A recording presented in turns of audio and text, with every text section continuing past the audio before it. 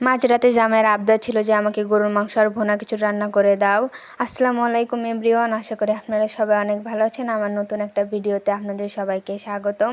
বাইরে বৃষ্টি বৃষ্টি আবহাওয়া দেখে আপনাদের ভাই আমাকে বলছিল ভুনা খিচুড়ি রান্না করো আর গরুর মাংস রান্না করো। তবে আমি দুপুরবেলায় রাতের জন্য রান্না করে নিয়েছিলাম, সেগুলো সে এখন বলছে খাবে না, তাকে নতুন করে গরুর মাংস আর খিচুড়ি ভুনা করে দিতে হবে। করার কিচ্ছুই নেই, জামাইয়ের আবদার যেহেতু মানতেই হবে, এই জন্য রান্না করতে চলে আসলাম। এখানে আমি গরুর মাংস ভালোভাবে ধুয়ে নিয়ে এখন প্রেশার কুকারে দিয়ে দিচ্ছি। মাংসটা আমি ছেনি দিয়ে ভালোভাবে মাখিয়ে নিচ্ছিলাম। আমরা এটাকে ছেনি বলি, আপনারা কে কোন ভাষায় বলেন প্লিজ কমেন্টে জানাবেন। তবে মাংসটা হাত দিয়ে মাখালে টেস্ট অনেক বেশি হতো, হাত দিয়ে মাখানোর টেস্টটাই অন্যরকম। কিন্তু আমার হাত জ্বলার ভয়ে আমি হাত দিয়ে মাখাই না, কখনো ছেনি বা কাঠি দিয়ে আমি মাংসটা মাখিয়ে নেই। আজকের ভিডিওতে অন্য আরেকজনেরও ভয়েস শুনতে পারবেন। আমার পাশে আমার মেয়ে খেলতেছিল, ও কথা বলতেছিল। মাশাআল্লাহ, আমার মেয়ে